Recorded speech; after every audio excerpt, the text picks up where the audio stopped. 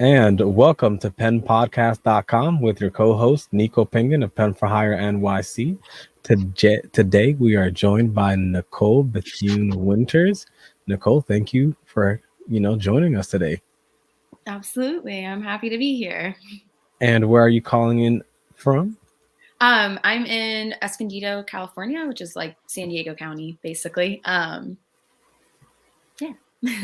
Okay, California. And I did see that you got to California after you had a memorable experience in Virginia, where you were pretty much having fun doing what you're doing now, being a creative writer and specializing in ceramics. Yeah. So I grew up in Virginia Beach, and then I went to college at the University of Mary Washington up in Fredericksburg, which is really actually where I dove into both ceramics and poetry. Oh, So, really? um, but yeah, so most of my book actually was written on the East Coast, and then I sort of um, sequenced everything and started blasting it out once I got out here to California. Oh, wow, that's actually pretty interesting. That's a pretty interesting. I didn't even think about asking where do you prefer writing on the East versus the West Coast now that you actually mentioned that? Um, I grew up fully on the East Coast. Hmm. I'd actually only been out west a couple times before we moved out here, and um, it's actually I think my creative work has grown uh, infinitely since I moved out here. I am thriving more than I Hmm. have ever anywhere that I've lived. I love living in California, and there's just so much. All of my work um, is hugely based off of kind of like the environment that I'm in and how basically traveling and like kind of getting immersed in nature and everything. And there's Hmm. so many things to do and see out here in such a short drive, and everything's so accessible that I've really kind of blossomed, I think, creatively since coming out here. Yeah, I did see that So, your art was very closely related to nature and yoga.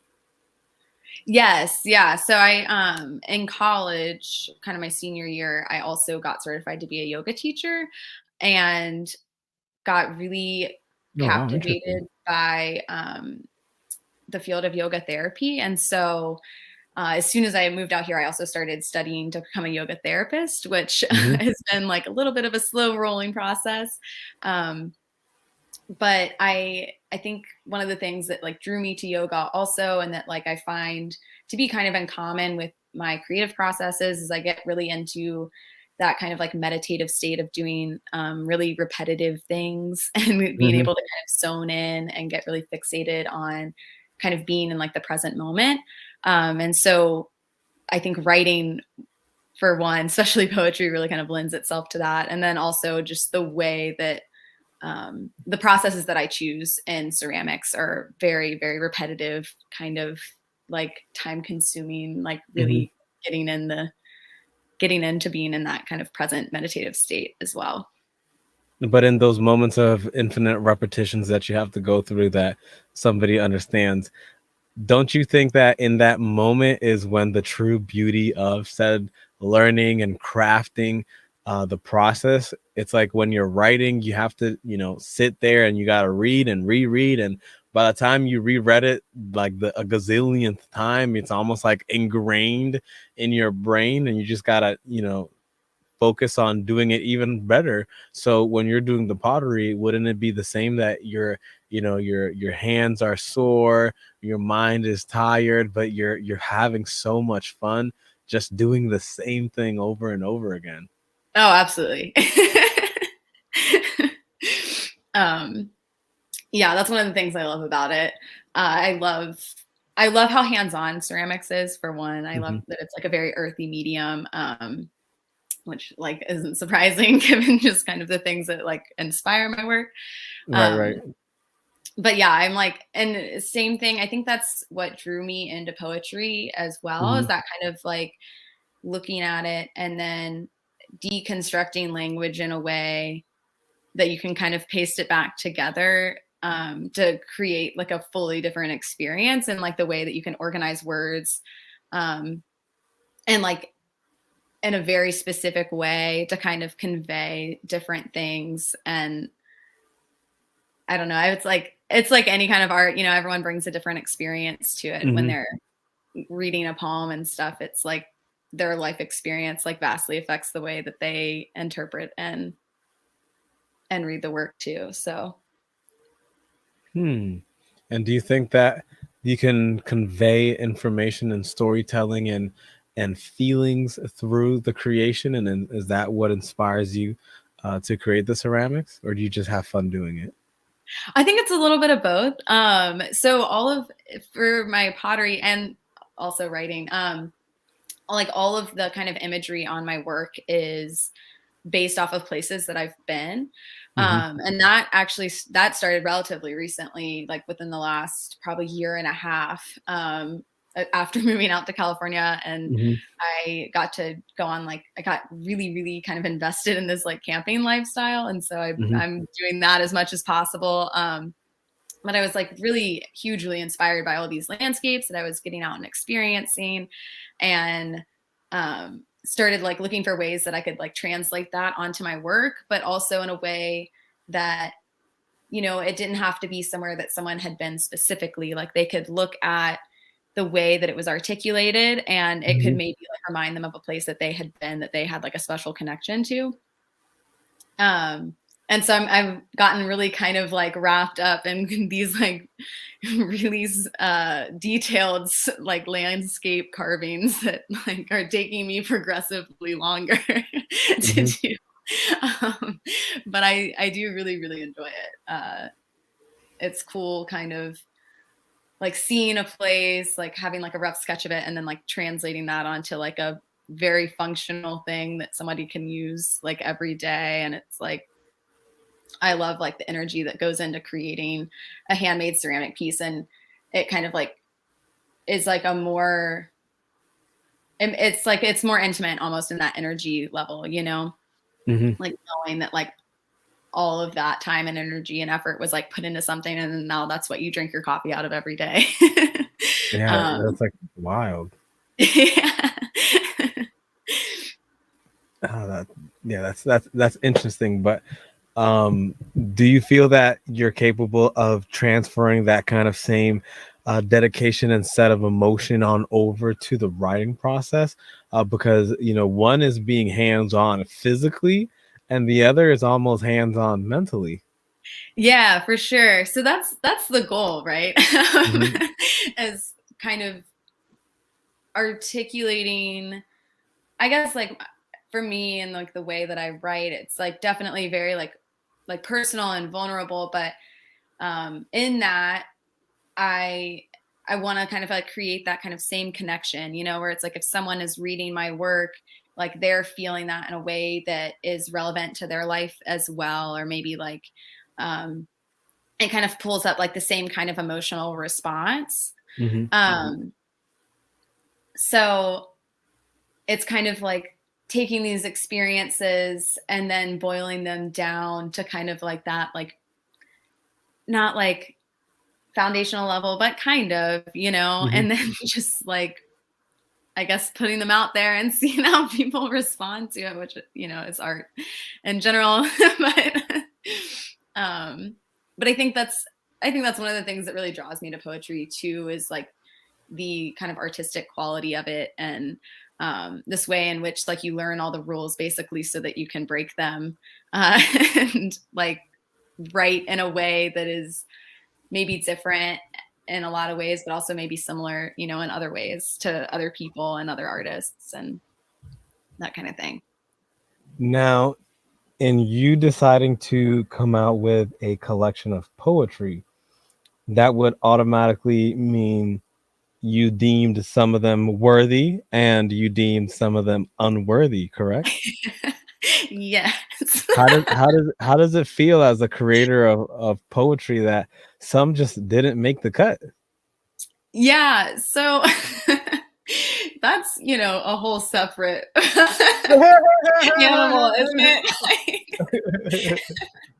I also realized, so I kind of we I took a poetry seminar like as in my senior year of college, and we finished Hmm. that seminar with like essentially a chapbook of like a short chapbook of poems. I think I had maybe between like 12 and 15 that had been, workshopped by everybody and all of that. And then I sort of just like kept writing and adding to that, and then got to the point where I was like, oh, I have like 100 pages worth of poems, like just Oh sitting wow. here on my laptop. Like I should Hmm. do something with that, So I Right, started right, right.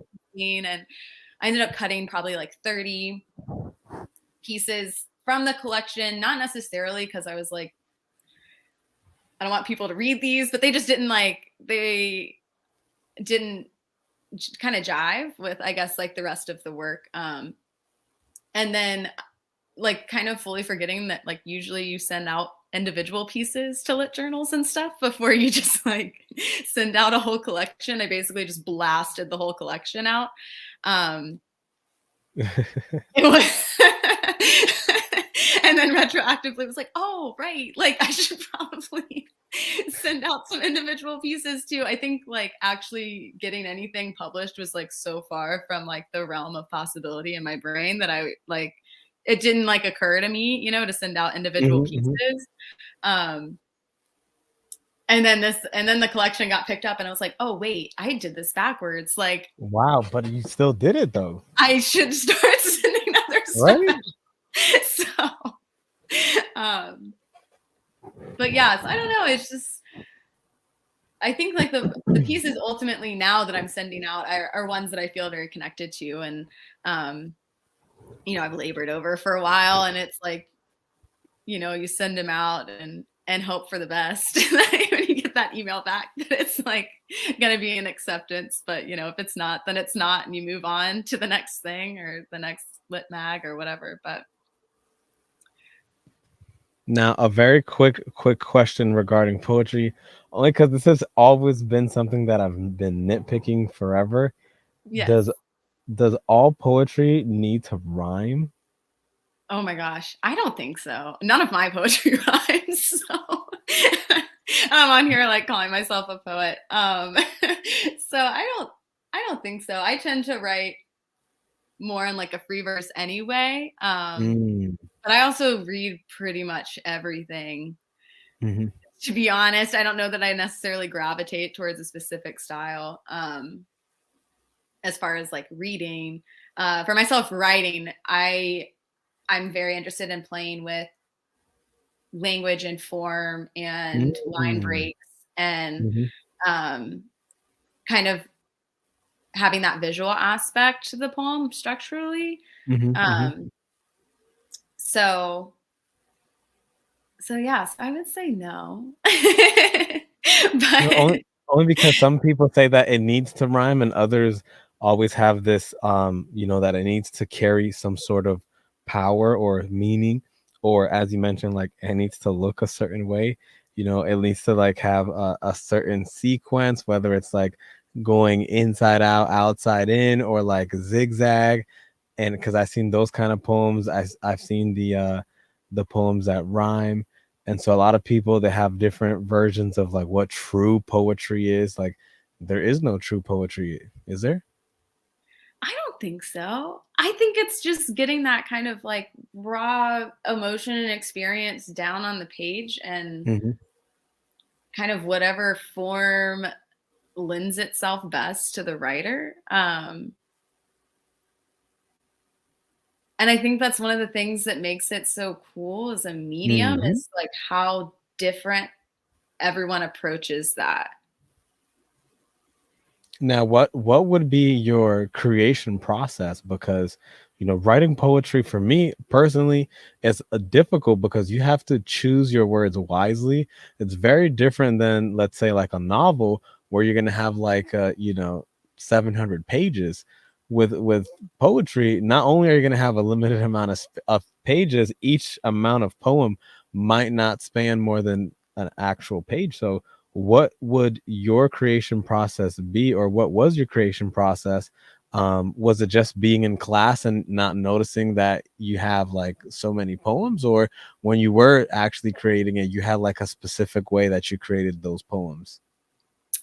I think as far as like the writing process part of it goes, um, I I usually start with sort of like a stream of consciousness type setup. Like I'll have a Mm. thought in my head and I'll just run with that. And so it'll like essentially ends up looking like a paragraph, to start. And then I'll Mhm. go in and start like playing around with where the line breaks would be or where, like the different stanzas and um, kind of like the different thoughts. But then I ultimately start going in and start getting really specific with the word choice. So like start cutting out like anything that's unnecessary.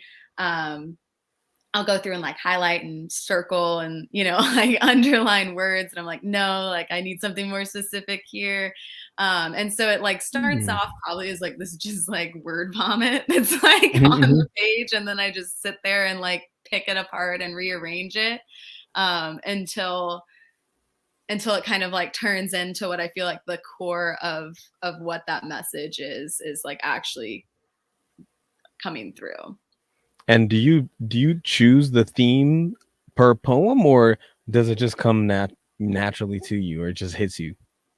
I think it kind of just hits me. I'm like very much like I feel like my creative process is like fairly chaotic. I have a hard time I have a hard time with like structured creativity, I guess. Like Oh, um that's a good way to put it. yeah, like I am not necessarily one of those people that like can get up and be like, I'm gonna write for 2 hours. And I sit there and I like productively write for 2 hours. Like I Right, will right. sit there and just stare at my laptop for 2 hours, No, I feel nothing. that. I feel So, that. um, so I carry around like a sketchbook journal thing like Mhm. everywhere.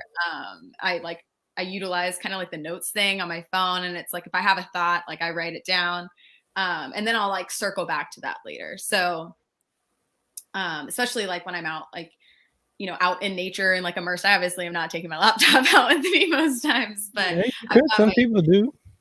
I know, I don't, but I've got my journal. So I take that, I got my sketchbook.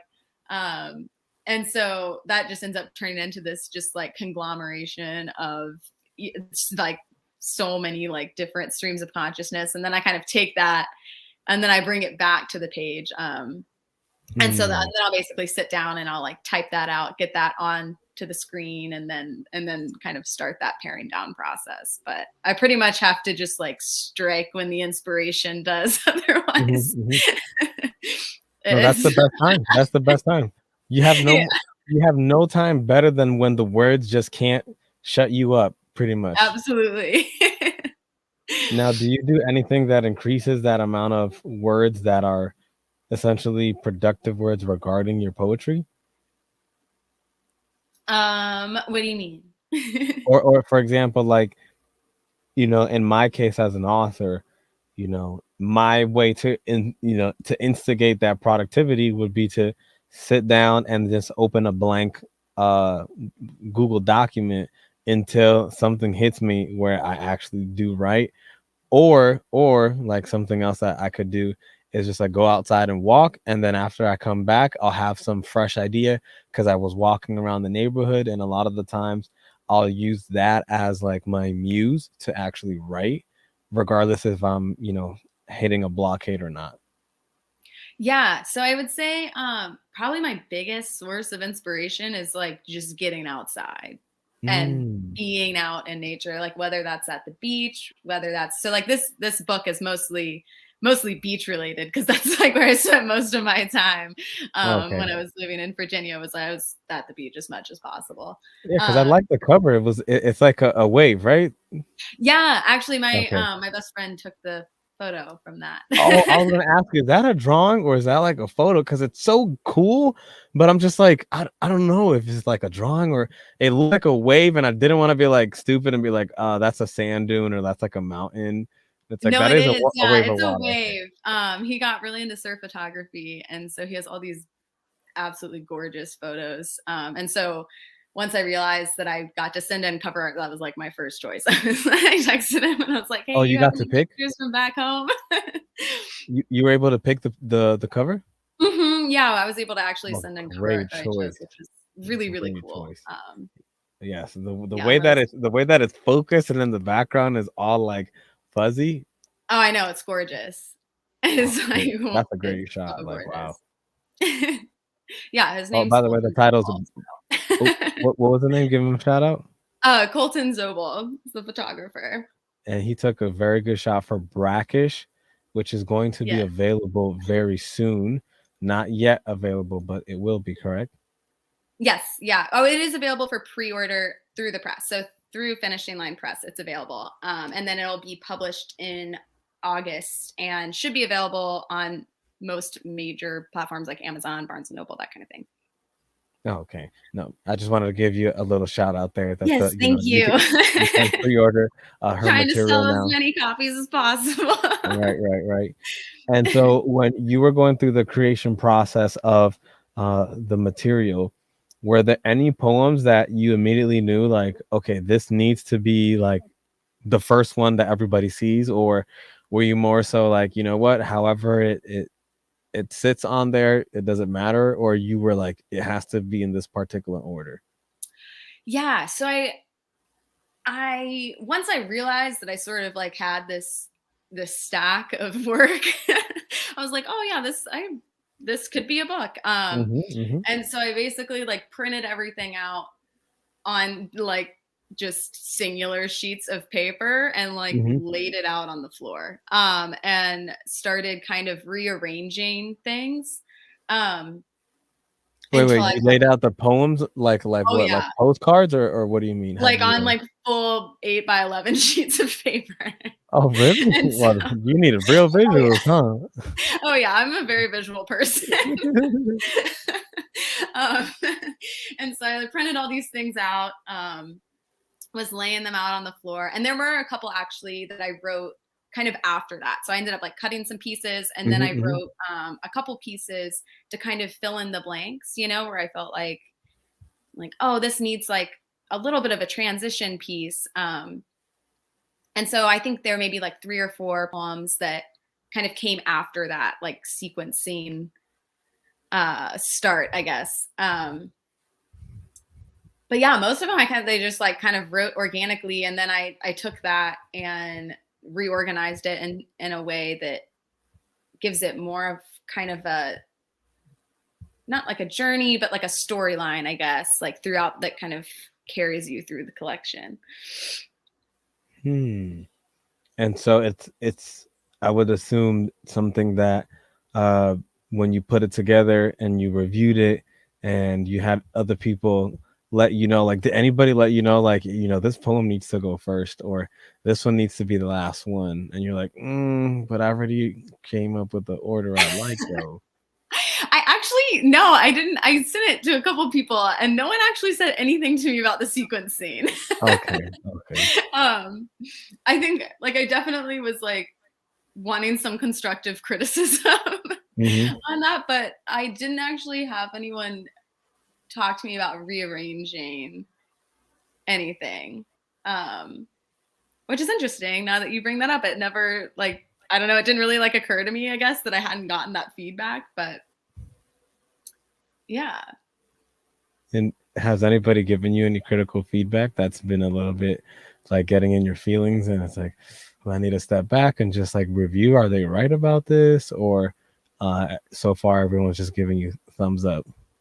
Mostly just thumbs up, but also I haven't really been in a situation where I can like where I had like a workshop since I graduated, which Hmm. I miss so much. Which is like one of those things, like when you're in it, I think you take it for granted, that you're in this room and like safe space where everyone's like getting like really vulnerable and like offering you constructive criticism in like a pretty compassionate way about Hmm. your work Hmm. and just being in that environment where you can like grow so easily and get feedback on your work from other people who are like as passionate about it as you are.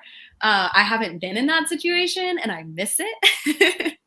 um, but no, since moving out here, actually, I have made like a really good friend that also writes. And so it's been really nice to have someone to bounce ideas off of with and like get that constructive criticism. But I didn't have that actually when I was putting this book together. I did send it to my poetry advisor in college was John Mhm. Pineda. He's like absolutely one of my favorite teachers I've ever had in my life. And I've stayed in contact with him like since graduating. And he's always been willing to offer constructive criticism and feedback and Mhm. everything. So when I first sequenced the manuscript, I sent it to him. I was like, hey, can you help me out? Keep it And for the he sent me win. really incredibly helpful notes for kind of developing it and getting it to a place where I felt good about sending it out to publishers. Um, that was incredibly helpful. Now, did you have any like beta readers or anybody um in regards to that where like they would just like proofread or review for anything like that? I did. I sent it to my sister and her girlfriend, and I sent it to my cousin. And my grandfather is an author, and I sent it to him. He writes novels. Um, I'm trying to think who else. I mean, my parents. um, but that was pretty much it. Hmm. I I think I really just like didn't actually fully expect it to get published. So I think there was this Hmm. level at which I was like, I'm doing this thing, but I don't know how many people I want to tell that I'm doing this thing. Like, It's like you semi wanted to do well, but it's like, do I really? yeah, like, I don't know. Poetry is one of those things that's like we write it because we feel compelled to, and then Right, it's like, right. do I want to share this? I don't know. Like, No, that is so true. I completely understand that feeling. so that's something I think I've been trying to work on that kind of Oh my taking god. the pressure off, like it That's an needing to be important perfect decision. and all of that. Like I'm like I just got to get it out there, right? Like I got Oh to man. detach Yes. from it a little bit and just get it out there, which I think that's been one of the most difficult things for me. I think is kind of letting go of some of that, like not like anxiety, but like kind of. No, but um, when you're an author, it's almost good. It's like a good pressure. It's like your mind's telling you that you can't be the only human being that witnesses or sees what you're seeing when you put those words together on a poetry book or an ebook or audiobook whenever those do come about and whatnot. Like when you put that together and you publish it, it becomes art. Now somebody else has to interpret that art, and the way that you put together those words and the way that they interpret it is in their way. And your brain was telling you you need to get this out there regardless of how society sees what the correct ways of doing it. And you got to send one poem to radio station, or what was it, send it to what. oh, the lit journals. Yeah, like you skipped all of that. You were like, you know what, that's how they do it. Nah, I don't care about that. I'm gonna try to publish this the right way because I need to get this all in, not just one at a time. It's gonna take years. I need to get this in ASAP. And that's the right way to Yeah. go. Yeah, it worked out, unfortunately. Um, but yeah, so that's been good, and I've been trying to get get more comfortable with putting stuff out there. Sending things out to lit mags and lit journals, and like posting things on social media and all that, and just Wait, so after the book was picked up for publication, you started submitting it to those lit mags? I did, yeah. Okay. And they started picking it up? um, Sorry. And they started to pick it up? I got three pieces, or yes, three pieces from the book I got published. I got two published in Seaborne magazine and one published in Wild Roof Journal. And that was actually, they were the first one to publish one of my poems. So Wow. they're awesome. um, and and then I got like another poem that is not part of the collection published in Backlash Journal. And I've been trying to send some of my newer work out as well and kind of get more disciplined about kind of my submissions and doing it more often as opposed to just going straight for the absolutely. Yeah. Yes. And getting like very comfortable with rejection has been really good too. Also, you do your own request for publication? You do your own requests? Yeah, I've just been kind of blasting stuff out on Submittable and hoping for the best. Oh man, so do you have to like get tough skin in order to pretty much become an author and start taking it seriously? I think there is, anytime you're submitting anything, whether it's, art to a gallery or in this case, poetry out to, magazines and other people that are essentially reading it, evaluating it, deciding whether it's a good fit for, their space. You're not going to vibe with everybody. And so there does have to be this level at which you detach from the work, and it's like, you don't take it personally if it's not a good fit. Like, it's just not a good fit. It probably has like very little to do whether or not they actually like your work. It just may not vibe with the energy or like the theme of what they're working with, and so I think that's one thing that I'm very comfortable with now. So I'll send it out, and if it's like somebody likes it and it works, then it's great. If they don't, then they don't, and that's fine. And I just start working on the next kind of onslaught of submissions and everything. So that's been a good bit of growth, I think, is to not take that personally and not get like wrapped up in, oh, maybe my work's not good enough, or, oh, like not like imposter syndrome, but like kind of that level at which. How do you climb out of that mindset? Because, as a yoga instructor, I would assume that a lot of your clients or a lot of the people that you work with have that mindset, like, I can't do that stretch. And like you're watching them pretty much nail it like 99.9%. They just need that little, try a little bit harder. You almost got this. So it's like, don't you also carry that on with you with regard to writing? Like, they might not like my work now, but after I tweak it here and there, they're definitely going to accept it. Yeah, absolutely. Yeah. And it's like, there's always, no matter what you're doing, there's always space for growth. Like, you never stop growing as like a human, or especially as a creative individual. Like, your work, you bring so much of your life experience to that kind of creative expression that it's never going to be just like stagnant. It's always going to be this kind of like evolving process. Like, the poetry I write now is vastly different than the poetry that I was writing, like 4 years ago. And so there's kind of a level at which, like, yeah, maybe they don't like my work now, but maybe in 3 years, it'll be different. And so it's just sort of that level of like not giving up and not taking the times that like you aren't chosen, or like you're whatever, like personally, like you just gotta like push through that, I guess. I don't know.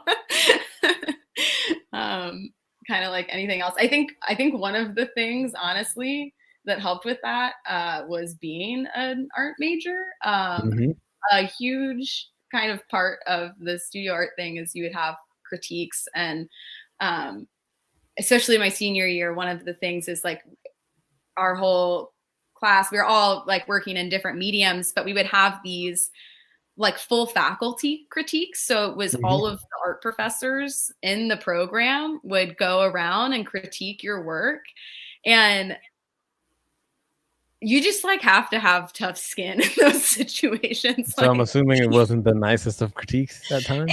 It goes both ways, right? Like, sometimes everyone is like really jazzed and they're really excited about your work and they think that you've done a great job. And then sometimes they think you can do a lot better. And they will tell you I love how you put it.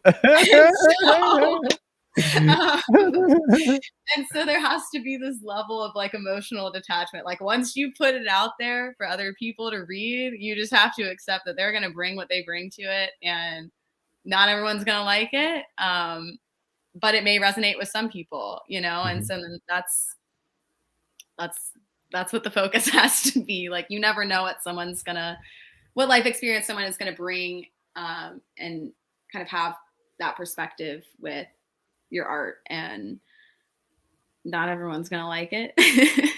And that's okay. Like Now, you also mentioned regarding the oh, forgot that question. Next one. So your process for creating your ceramics, is it tied similarly to the process that you have in regards to creating your writing? Because you mentioned that your writing is based off of your inspiration, but you also mentioned that you like doing like the things like 1,000 times over and over. And I would assume, is that the same inspiration that you have in regards to creating ceramics, or is it a little bit different in regards to one thing versus the other? Oh, for sure. Yeah. So as far as like my creative work in general, especially now, I'm just hugely inspired and influenced basically primarily by my connection to nature, and just like getting out and like fully immersing myself in these just gorgeous places. And and so usually I go and I have these experiences, and I'm writing while I'm out there, but then I come back and I'm like, okay, how am I going to put this on a coffee mug? Like, how do I take this like beautiful Oh, wow. experience that I just had Mhm. with this landscape that I now feel really connected to, and how do I share that? And so my ceramics process in itself, I do most things on the wheel, um, which is like a very I feel it feels very meditative, and how it works. It's kind of just like you have to like get really centered and be really focused, um and then like from there, pretty much every part of the ceramics process is like a very repetitive kind of thing. Mhm, Especially mhm, I do sgraffito, so I basically like paint a layer of a color, and I use underglaze. And then I carve through that. And so everything is hand carved. And so it kind of gets into this very like deep fixation with what I'm mhm, doing. Um, and it gets really repetitive, but then, also everything is like, because it's all done by hand, it's like every mark's different.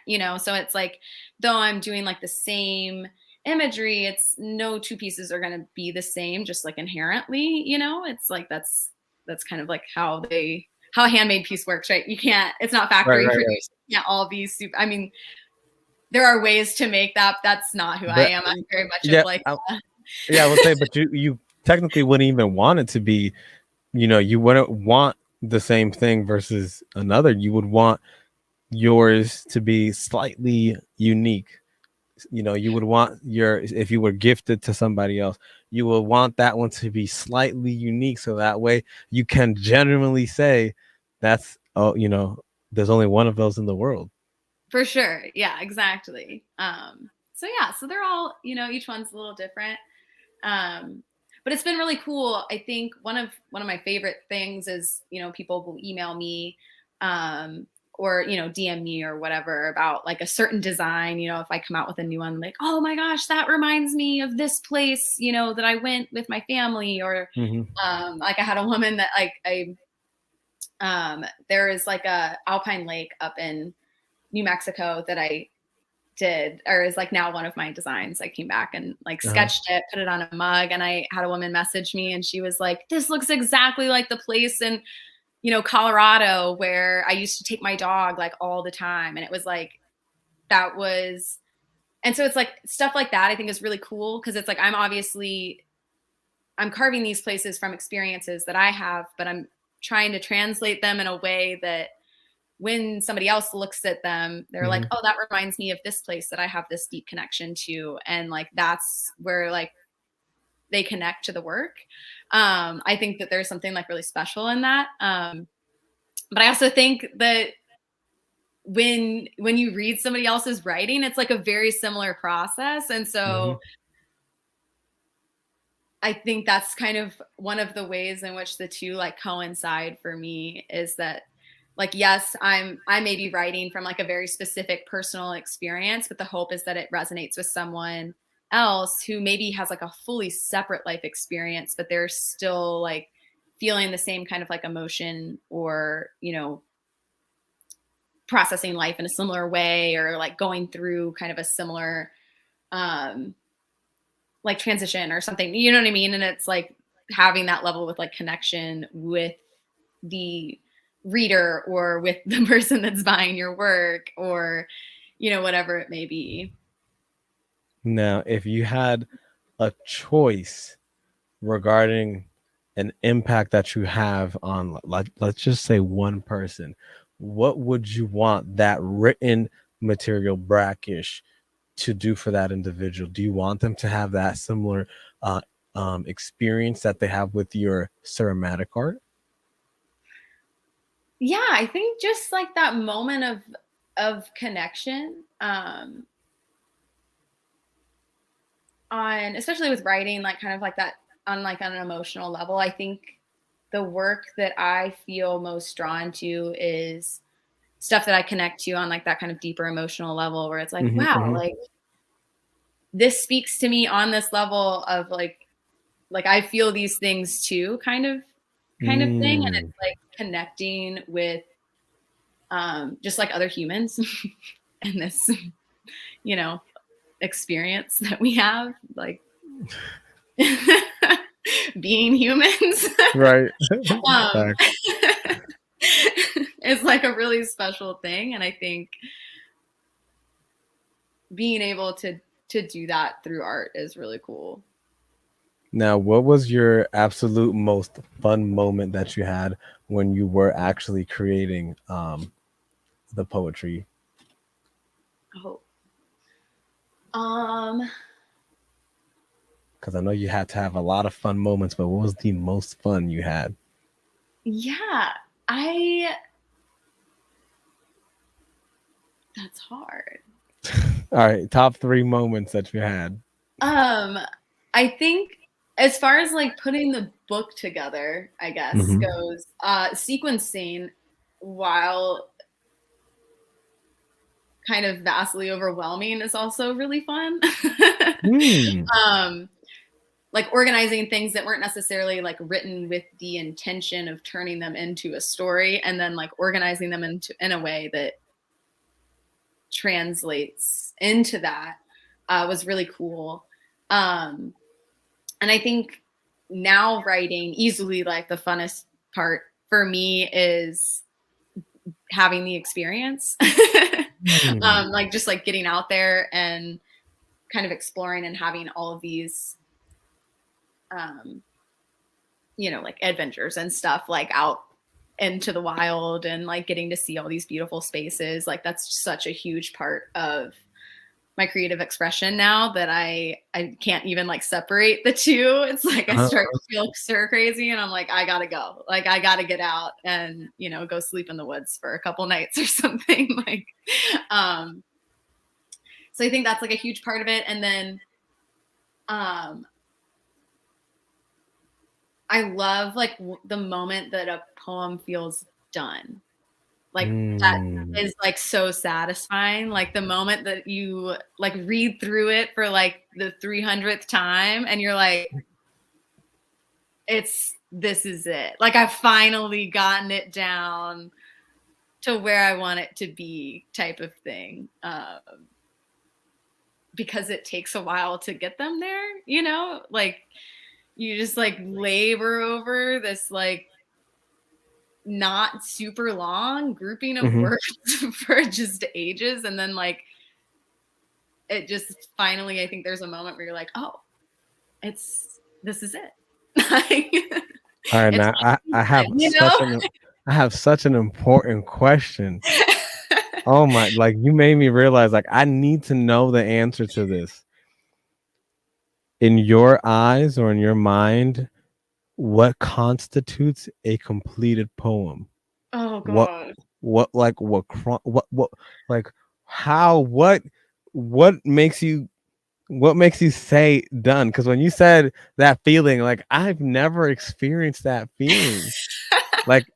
Like personally, every time I write a poem, I always think like, oh man, like I can delete some stuff or I can add some stuff, but like it's never, for me personally, it's never stagnant. So to hear you say like, I mean, you did say you know, after 300 times of going back and forth, which I can completely understand. That's how much it feels like doing it on a Tuesday. You know, 300 times is a lot, but for Exactly. people that do it on a consistent basis, that's like nothing. So how do you determine that it's completed? Because oh my goodness, that would be such a clear answer for me, and then maybe I could just use that too to get that euphoric feeling of completion. Because please share that. Oh, I don't know how to. It is. It's like it's just like a feeling. I think it's like Oh something clicks man. into place. It's like you read it, but then Hmm. again, like you also, I multiple times. It's like I'll write a poem, or I'll think I finished a poem, you know, and then I'll go back and I'll read it like 4 months later, and I'm like, no, actually, I need to Oh, change some stuff. Like, oh man. so you know, it's it doesn't always um, work out that way. But I think in a lot of ways, I think there's just something clicks, you know, and I read it and I'm like, this is it. Like I finally peeled it back to like the bare bones, and this is what it is. I might look at it 6 months later and decide that I need to change some things or move some stuff around or add to it, or, you know, to delete the last 4 lines or whatever. Um, but it is it, and it is hard because it's like anything, just like this ever evolving process, you know, and Hmm. like Hmm. as you change and grow as a writer too, your the way that you write things changes also. And so it's like, you know, you look at something that you wrote 2 years ago and you're like, oh, actually, no, I need to go back and fix that. Like that's, you know, like that's not done. Like, how did I ever think that was done? Um, but yeah, so I don't know. I just think it's just kind of getting it to where I think sometimes for me, it's like I get it to a point where I'm like, I'm cool with other people reading this, you Hmm. know, Mm, okay. like general, like just whoever reading this. Like I have stuff that's in progress. Like I'll bounce around with a couple people that like that I write with, and you know, that kind of thing. But I think like once I get to the point where I'm like, okay, I'm ready to send this off, or I'm ready to like have other people read this on like a more critical level. I think that Mhm. that may be part of it, or like a key, you know, to that feeling that you get where you're like, oh, I think this is done, is like a, all right, I'm ready for someone else to look at this in a critical way, you know, like, I mean, um, especially how you mentioned regarding, uh, you know, the fact that you have to, you know, after you're done, you have to have somebody review it. But I was thinking, like, you know, since you mentioned that you don't have it rhyme, that means that the poems that you have are deep and meaningful. So if you do let it sit, and then 6 8 months later you have a life experience, or you went on this amazing hike, or you saw this amazing sunset, or something just like clicked in you and just changed how you saw things, you had you know, a mind shift, and then you revisit that deep and impactful non-rhyming, because I think rhyming poems are like superficial versus non-rhyming ones, they traverse deeply. And so wouldn't your perspective regarding those poems change, even if so slightly? I think in some ways, yes. Like for instance, I like the work that is in this book that's coming out. I mean, I finished writing this thing like almost 3 years ago now. Mhm. And so I was, you know, in a vastly different place, and like have had so many more experiences and everything. And I think my writing's grown a lot more in different ways, like not necessarily that it's better or worse, but that Mhm. it's just you know, it's different. Right, right. It's evolved a little Correct, bit. correct. And so It's it's grown. interesting, you know, like going through and being like, oh, like I'm approaching the page in a different way. And so kind of like looking at it in that way, like that's going to change, you know, who knows how many times throughout like your career as a writer or whatever. But it is cool to kind of like go back and look at that older work, and then with the perspective that you have currently, and either kind of just like accept it for what it is, or, you know, maybe like, for instance, some of the poems that didn't make it into that first collection have evolved in such like a huge way because I held on to them, and I'm like, you know, I'm starting on the next one. So it's, so they've changed like vastly from where they started, and are more, you know, and kind of fit more into this like newer body of work. But yeah, so I don't know if I fully answered your question. But No, you did. And then in regards to the whole yoga, because I at least I want to talk about everything that you do. yeah, You know, there's so many the different. because the relaxation, that's you know, you practice yoga and you instruct individuals, so that ties into you essentially learning how to get into a zone like trance when you do your work, where you're capable of doing like, you know, 300 revisions for a poem, or who knows how many times you had to make sure that you have the cup just right, or, you know, whatever you're working on, and being able to have the patience for it, because a lot of people don't have patience. Being able to have the patience and the discipline to go through it. Does yoga really play a big central role, not only in letting you have that patience, but also getting you essentially mind ready for complicated task or simple tasks repeatedly over thousands of times? I think yes. I think in a lot of ways, I've always kind of gotten into. I've always like, I mean, I've always done art and writing ever since I Hmm. was a kid. I was like hugely into, you know, painting and like anything, any kind of like messy art that was like right up my alley. Um, I wish I and was good. I liked art too. I just wasn't good. um, there's no bad, you know, there is no good or bad. You just make It was bad. things. It was You bad. just make things.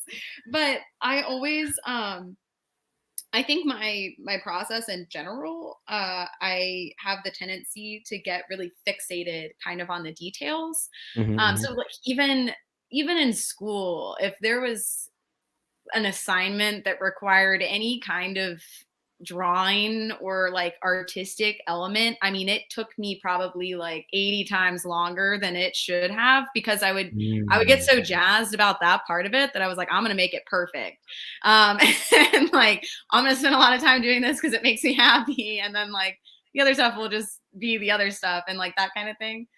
And so I think I've always gravitated towards those kinds of processes, and I think Mhm. that's why I fell into poetry. Like that's why, I think that's a huge reason why I ended up really finding and falling in love with ceramics, um, and gravitating towards kind of the processes that I use in that medium now.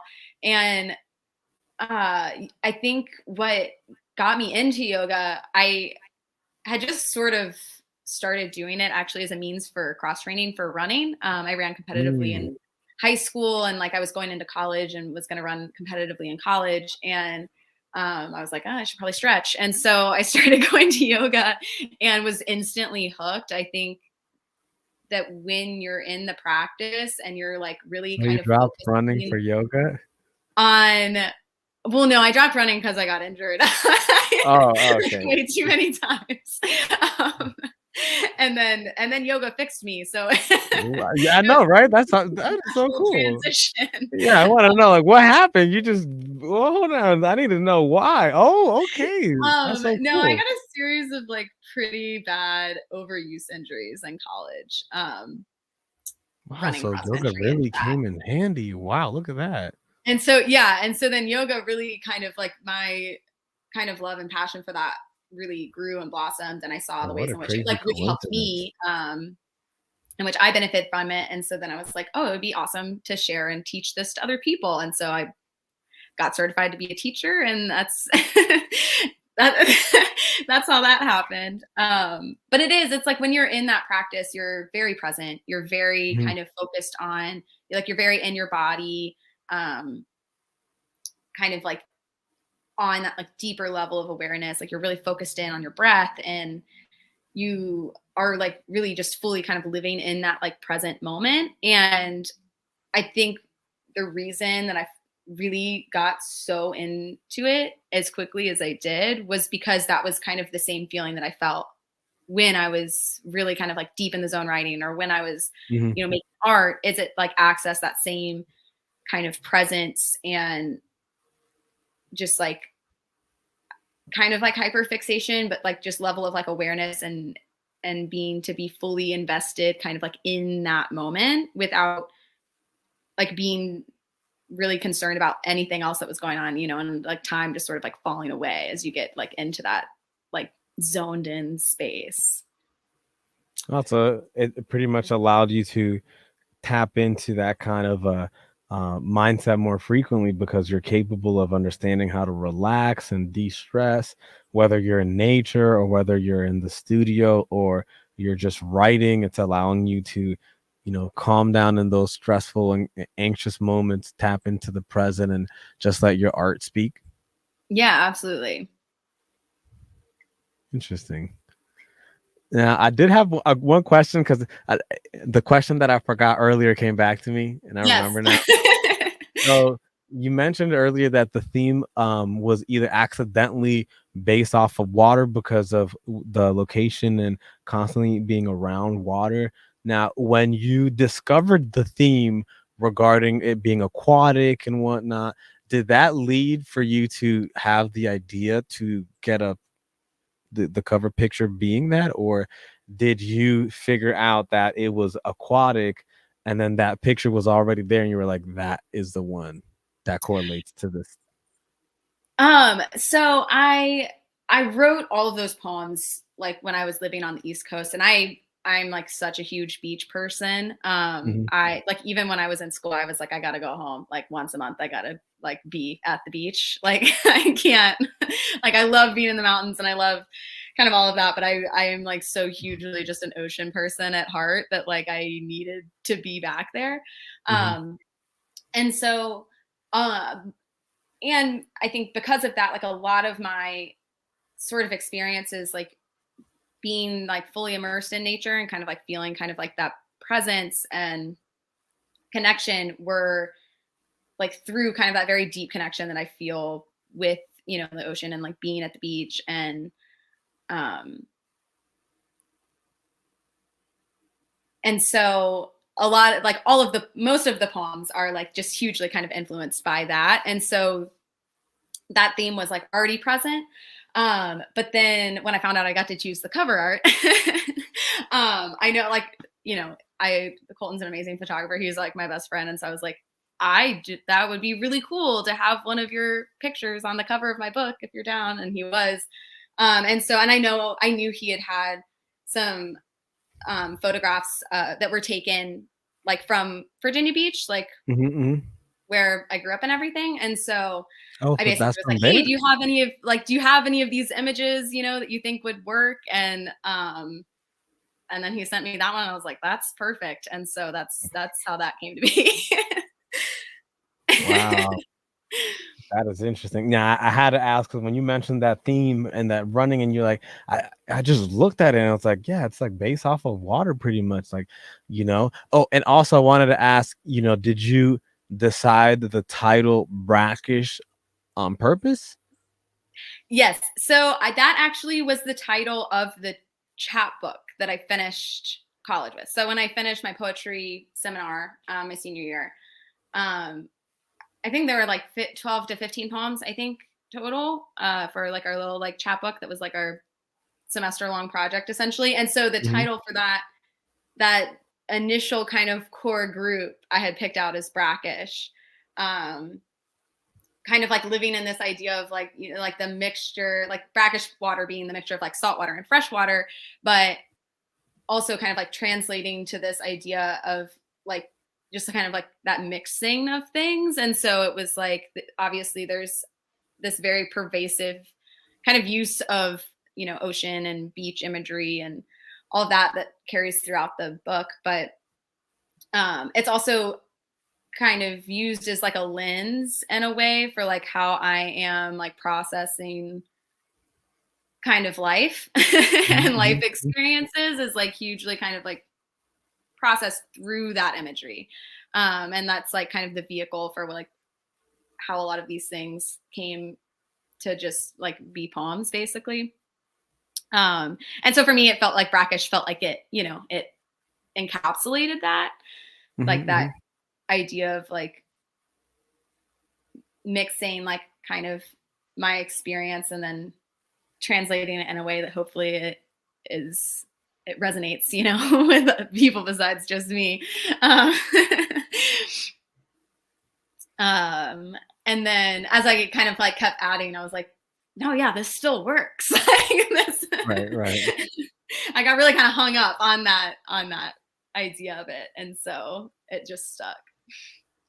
No, yeah, because a lot of the times people have difficulties coming up with a set schedule to write. People come up with a very hard, if they had to choose a cover art themselves, they have a very hard time coming up with a concept for that, as well as for a title. But it seems like not only did you fill up the content with maybe too much and you had to cut out 30 pieces, but you also had a very easy time figuring out what the title of the book was. You already knew essentially what the picture of the title was going to be once you saw it. So it seems that when you have this the sensation regarding things like as well as knowing when the poems are done, that feeling, it allows you to lead a productive work environment, lifestyle, etc. Because like you're basing it off of this, but it's letting you know when things are set in stone, like the title needs to be this, the book needs to be about that, the image needs to be about this, and it's like you got it all down packed. you you make it sound so organized Like when that's you what I put said. it Like that you're like chaotic, but what? Like it's like everything you do, it's like you bang it out, you're done. Next. Like, what? How'd you know? It's like I felt like the title brackish. That's it. What's the next thing? You need to pick also the cover art. All right. That picture done. It's like, dang, how did you even know? It's like I could feel it. It's like, dang, like did it take you a long time? Or like was it instantly when you thought of the brackish as the name of the book, as well as when you saw it, or did you need to like take some time reviewing with like others, or you just like, nope, it has to be that one? Brackish, I started when I was looking initially for titles for the chapbook. I was just scouring any kind of ocean related word. You know, I knew there was already this like pervasive use of um, ocean, beach, water imagery that just kind of carried throughout even just the original chapbook collection. And so I was just looking up like any, you know, just lists, right? Like I'm just Mhm, mhm. Googling lists of ocean words, basically, like anything. And I think I probably narrowed it. I can't even remember. I don't think I have like the original, you know, like everything I saw something that I was like, I kind of like that. You know, Mhm. I'd like compile it into a list. Um, and so I think I just kind of kept doing that until I saw Brackish and I was like, actually, you know, that really works, you know. And I grew up in Virginia Beach, so you've got like the Chesapeake Bay right there, and that's kind of like a Mhm. Mhm. huge thing too. And it's like it just kind of felt like it made sense based off of, you know, where everything was coming from, I guess. It clicked, and then I got really fixated on it and I was like, that's it, like it can't be anything else. Like, that has to be the title. And so it really just stuck with the whole rest of the collection, even, you know, even as I started adding other work to it. Man, sounds like you have a joy and a blast creating all kinds of art, all kinds of material. And last question, I promise, like I could keep you forever. But No, you're fine. for your yoga, do you do live in-person sessions or are they virtual? How do you lead your yoga classes? Right now I'm actually only teaching one class a week at my rock climbing gym. Mm. So it's in person. I do eventually, I keep saying this, I do eventually think it would be cool to do some like Zoom type classes or online type classes. Just, to have it be up there and accessible, maybe even just for like breathing techniques or something. But I Very also think important. one of the things that I really love about teaching yoga is like actually connecting with other people and like the energy of the space and being able to go through that practice, in person. And so I think that's one of the reasons why I've kind of put off the whole like online thing is Mhm, because mhm. well, you are, if it's live, then you are still connecting with somebody like on a live stream, but it's not quite the same as being in the I same know. room and like really moving through everything together and Yeah. like feeling that energy. Right, Um, right. and so yeah, so I'm just teaching one class a week right now, but I'm loving it. It's been a blast. So And for anybody listening, where can they find Brackish? Where can they find any of your material? If they're interested in your art, where can they find your ceramics, social media, etc.? yeah, okay, so a little bit of a list.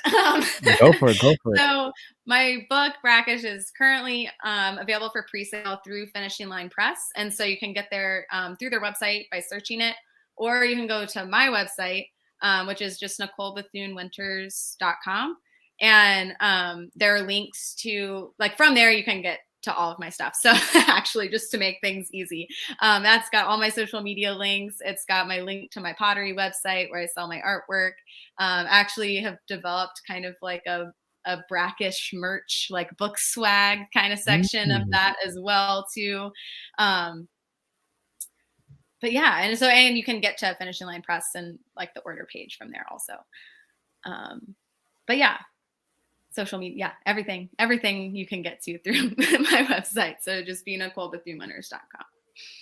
Well, thank you so much, Nicole, for joining us today, giving us your little behind the scenes inspiration, your work ethic, how your chaoticness actually creates organized art.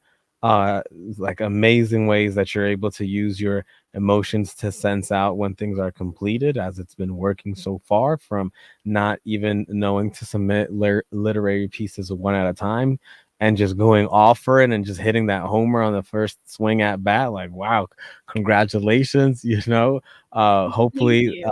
it does come not too quickly as you do prepare to submit more work, go to more different places, get more known, so that way it does become a commercial success as you want it. Other than that, thank you for giving us so much information. I told you, if we go over 45 minutes, I apologize already in advance. I was just having too much fun with the time. No, I Other had a blast. Thank you so much for having me on. It's been cool. Alrighty. If you guys liked this episode, be sure to like, comment, subscribe. Other than that, thank you so much for listening to the Pen Podcast. This is your host, Nico Penguin. Good night.